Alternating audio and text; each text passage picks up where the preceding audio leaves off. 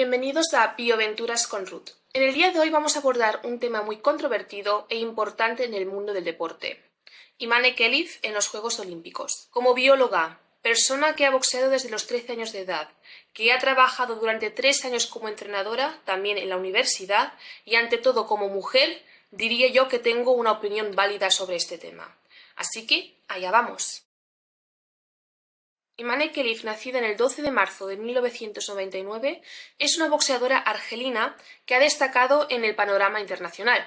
Su carrera en el boxeo ha sido notable, representando a Argelia en varias competiciones internacionales. Sin embargo, fue descalificada por la International Boxing Association, también llamada IBA, en 2023 debido a no aprobar el test de género en los campeonatos mundiales. Existen rumores y acusaciones que sugieren que el presidente ruso de la IBA señaló a Khelif y a la boxeadora taiwanesa Lin Yuting por tener cromosomas XY y niveles de testosterona fuera de los límites permitidos para poder competir. Sin embargo, otros sostienen que los tests fueron realizados bajo condiciones deficientes, lo que podría haber generado resultados erróneos. Lo más preocupante de todo es que estos resultados nunca fueron publicados. Los test de género pueden incluir análisis de cromosomas, niveles hormonales y características físicas.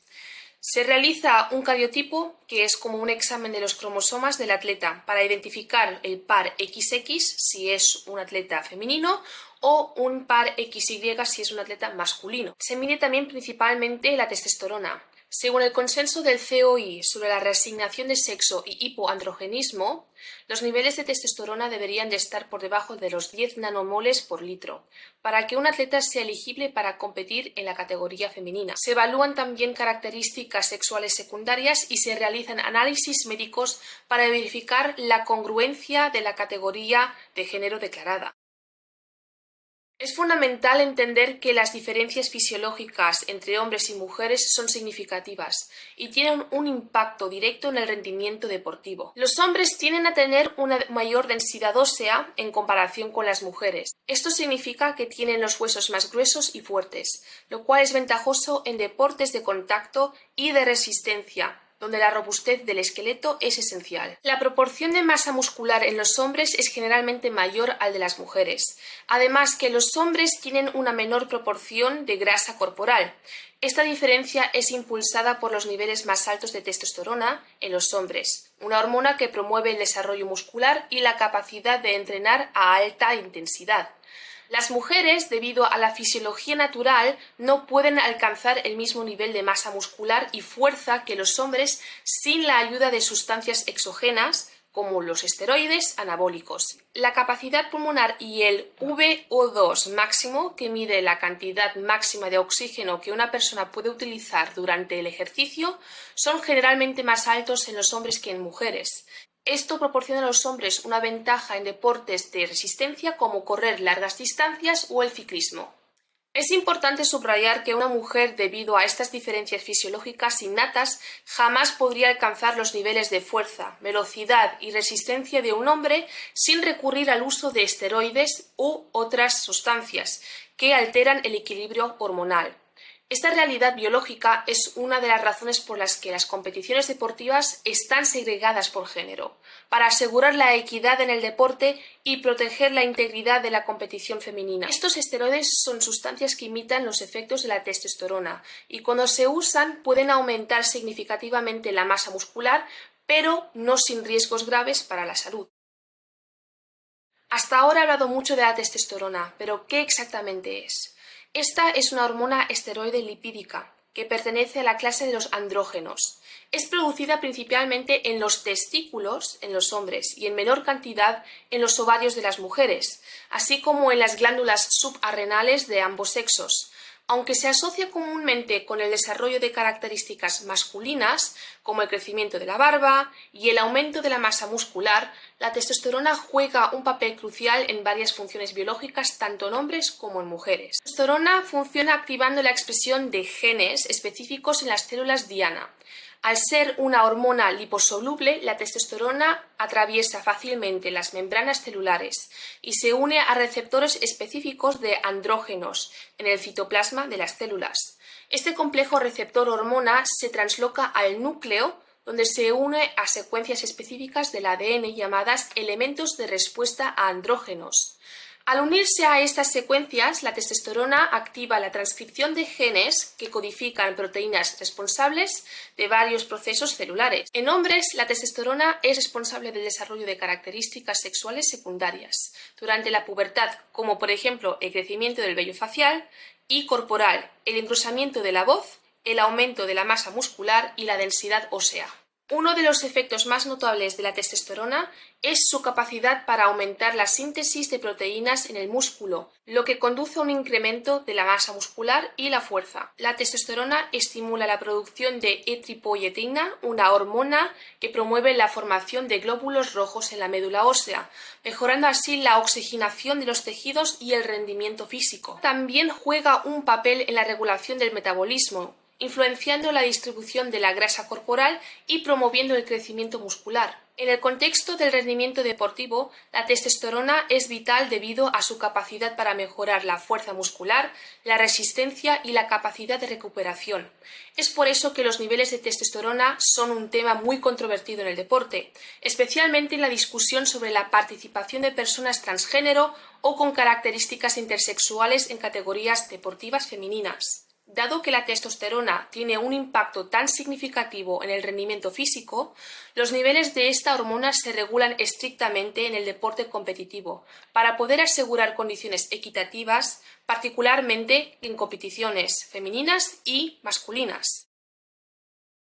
Otro caso relevante es el de Caster Semenya, una atleta sudafricana con características intersexuales. Semenya ha enfrentado restricciones debido a sus niveles naturalmente altos de testosterona. La intersexualidad es una condición en la que la persona nace con características sexuales que no se ajustan típicamente a las definiciones binaristas de masculino o femenino. Este caso también subraya la complejidad de la cuestión de la equidad en el deporte femenino.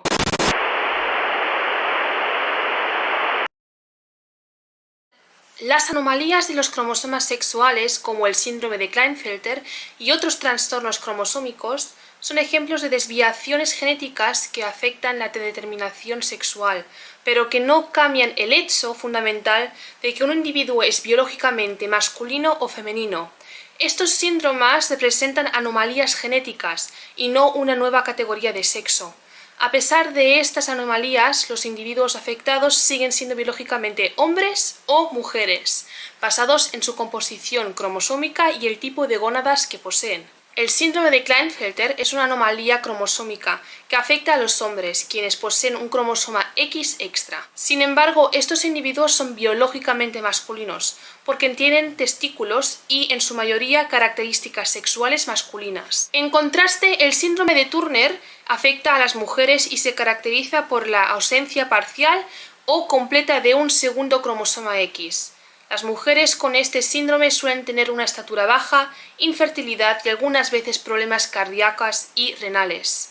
A pesar de estas complicaciones, siguen siendo biológicamente femeninas porque poseen ovarios y características sexuales femeninas. Existen otros síndromes, como el síndrome de Jacobs, que también son anomalías cromosómicas que afectan a los hombres. Estos hombres tienen un cromosoma Y adicional, lo que puede estar asociado con problemas de aprendizaje y un mayor crecimiento corporal, pero siguen siendo biológicamente masculinos. Trastornos como el síndrome del ovario poliquístico, o también llamado PCOS, que afecta a mujeres y puede causar niveles elevados de testosterona, no están relacionados con la intersexualidad.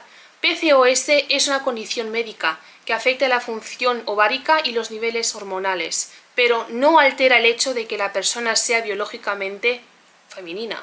La intersexualidad es un término que se refiere a las condiciones en las que una persona nace con características sexuales cromosómicas, gonadales, hormonales o anatómicas que no se ajustan a las definiciones típicas de masculino o femenino. Estas condiciones pueden ser resultado de defectos cromosómicos, anomalías en el desarrollo de las gónadas, en este caso testículos o ovarios, desequilibrios hormonales o irregularidades anatómicas que dan lugar a un fenotipo intersexual. Es importante poder distinguir entre los síndromes cromosómicos y las anomalías hormonales, como el PCOS y la intersexualidad, Mientras que los primeros son condiciones médicas que no alteran la identidad biológica fundamental de un individuo como hombre o mujer, la intersexualidad representa una categoría más compleja de variación biológica que puede involucrar múltiples factores a nivel cromosómico, gonadal, hormonal y anatómico.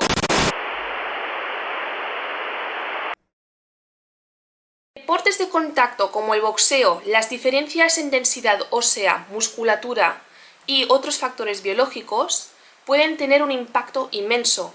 Como entrenadora he visto de primera mano cómo estas diferencias afectan el rendimiento y la seguridad de los atletas. Es por esto que los tests de género son tan importantes.